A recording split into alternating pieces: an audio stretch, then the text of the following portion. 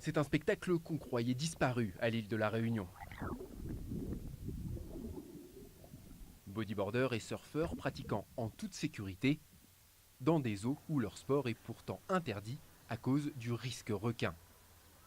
De quoi redonner le sourire aux amateurs de glisse. Franchement, c'est soulageant, on peut quand même profiter un petit peu de l'océan grâce à la vigie, quoi. Et surfer sécurisé, ben voilà, tu penses pas quoi, au requin, quoi.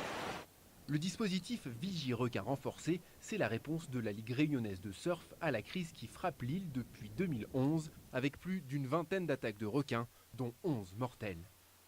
Caméras sous-marines, drones, 7 plongeurs et 2 bateaux.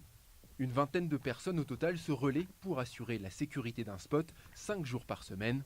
Et ça marche. On a eu 3 alertes l'année dernière, une suspicion, parce qu'il y a eu un grand vacarme sous l'eau et une grande prédation.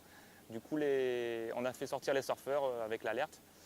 Et les 2 autres fois, oui, c'était requin avéré, requin bulldog, qui était hors dispositif, donc observé à 10 mètres du dispositif. Donc pareil, on a fait sonner l'alerte et les surfeurs étaient évacués en 5 minutes.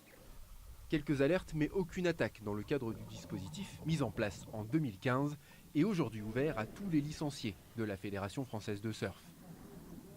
Mais avec ses horaires et l'obligation d'avoir une licence dans un club, c'est un cadre trop contraignant pour certains. Ici, à Trois-Bassins, comme sur d'autres spots de l'île, les surfeurs libres sont de plus en plus nombreux. Aujourd'hui, la visibilité est bonne, réduisant les risques d'attaque. Je vais dans des moments où l'eau est propre, il y a des petites vagues, je suis ces règles. Et voilà, la passion est plus forte que tout, hein. Donc voilà, je continue à surfer. Mais le danger est bien réel. Les surfeurs font donc aussi appel à la technologie. Des appareils comme celui-ci créent un champ électromagnétique destiné à repousser les requins. Ça rassure quand il y a beaucoup de monde avec ça quand même. On dit que ça fait peut-être un champ autour de nous qui limite l'action du requin. Les scientifiques travaillent toujours à expliquer l'augmentation fulgurante du nombre d'attaques de requins à La Réunion.